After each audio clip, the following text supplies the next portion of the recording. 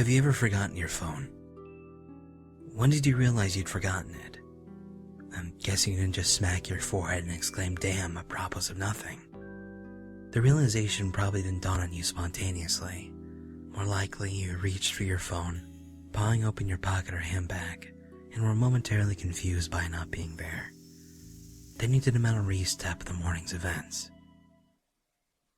Shit. In my case, my phone's alarm woke me up as normal, but I realized my battery was lower than I expected. It was a new phone, and it had this annoying habit of leaving applications running that drained the battery overnight. So, I put it on the charge while I showered instead of in my bag like normal. It was a momentary slip from the routine, but that was all it took. Once in the shower, my brain got back into the routine it follows every morning, and that was it. Forgotten. This wasn't just me being clumsy, as I later researched. This is a recognized brain function. Your brain doesn't just work on one level. It works on many. Like, when you're walking somewhere, you think about your destination and avoiding hazards, but you don't think about keeping your legs moving properly. If you did, then the entire world would just turn into one massive hilarious quad cosplay. I wasn't thinking about regulating my breathing, I was thinking about whether I should grab a coffee on the drive to work. I did. I wasn't thinking about moving my breakfast through my intestines, I was wondering whether I'd finish on time to pick up my daughter Emily from nursery after work, or just get stuck with another late fee. This is the thing. There's a level of your brain that just deals with a routine, so that the rest of the brain can think about other things. Just think about it. Think about your last commute. What do you actually remember? Little, if anything, probably. Most common journeys blur into one, and recalling any one in particular is scientifically proven to be difficult. Do something often enough and it becomes a routine. Keep doing it and it just stops being processed in the thinking bit of the brain and gets relegated to a part of the brain that's just dedicated to dealing with routine. Your brain keeps doing it without you thinking about it. Soon you think about your route to work about as much as you do keeping your legs moving when you walk. As in, not at all.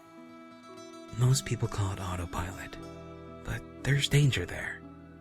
If you have a break in your routine, your ability to remember and account for the break is only as good as your ability to stop your brain from going into routine mode. My ability to remember my phone being on the counter is only as reliable as my ability to stop my brain from entering morning routine mode, which would dictate that my phone is actually in my bag.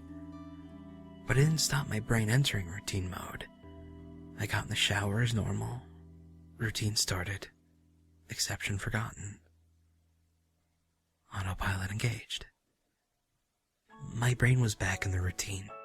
I showered, I shaved, the radio forecasted amazing weather. I gave Emily her breakfast and loaded her into the car. She was so adorable that morning that she complained about the bad sun in the morning blinding her, saying it stopped her having a little sleep on the way to nursery. And I left. That was the routine. It didn't matter that my phone was on the counter, charging silently. My brain was in the routine, and in the routine, my phone was in my bag. This is why I forgot my phone. Not clumsiness, not negligence. Nothing more than my brain entering routine mode and overriding the exception. Autopilot engaged. I left for work. It was a swelteringly hot day already. The bad sun had been burning since before my tratoriously absent phone woke me. The steering wheel was burning hot to the touch when I sat down. I think I heard Emily shift over behind my driver's seat to get out of the glare. But I got to work, submitted the report, attended the morning meeting. It's not until I took a quick coffee break and reached down for my phone that the illusion shattered. I did a mental restart. I remembered the dying battery. I remember putting it on to charge. I remember leaving it there. My phone was on the counter.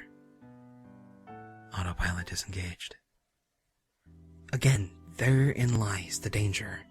Until you have that moment, the moment you reach for your phone and just shatter the illusion, that part of the brain is still in routine mode. It has no reason to question the facts of the routine. That's why it's a routine. Attrition of repetition.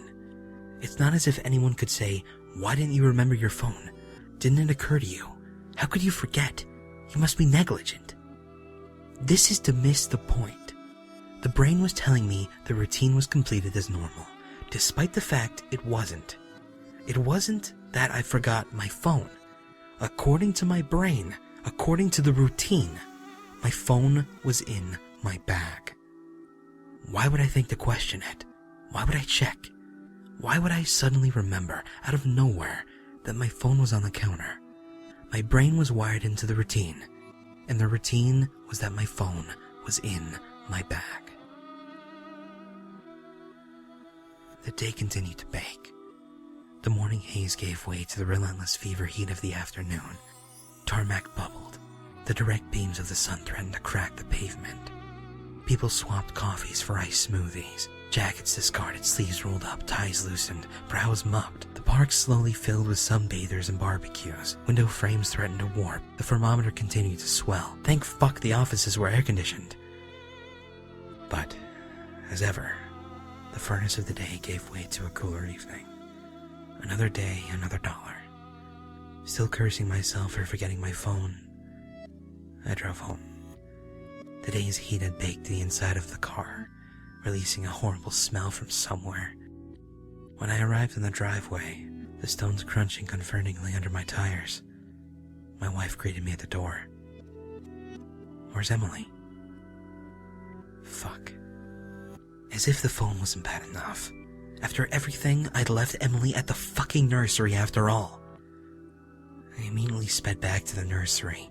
I got to the door and started practicing my excuses, wondering vainly if I could charm my way out of a late fee.